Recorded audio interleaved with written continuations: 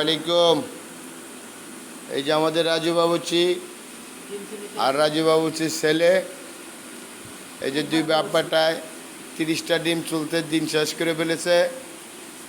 ডিম চলবো কি মনে করেন, এই যে দেখেন নগদ প্রমাণ, বাইঙ্গেও পালাইছে, খাইও পালাইছে একটা। জি, আর এ হলো বিশ্ববাটপার মোহাম্মদ হাসান ভাই। ওই যে কিচেনের ভিতরে ঢুকতে আছে, এই যে আস্তে আছে, এই যে দেখছেন কাইচা দিয়া বলে দিব। আর এই আমাদের ইফরান সুপার চাউল, যদি কেউ লাগে ইনশাল্লাহ এই রাজু বাবুচির কাছে বললেই পাবেন। এই যে দেখেন কিভাবে খেতে আছে, পরের জিনিস পাইলে এই গর্তেন বাইরানের পর থেকে খেতে আছে, কোনো জায়গায় খাওয়া দাওয়া বন্ধ নেই। শ্যামলী হাউজিংয়ে যে সেরাতেনে খাইব চা খাইলেছে মনে করেন এই সেরাত 300 টাকা, বুঝছেন? এই যে আপনারা দেখছেন, সবাই একটু ভালো করে খেয়াল রাখবেন।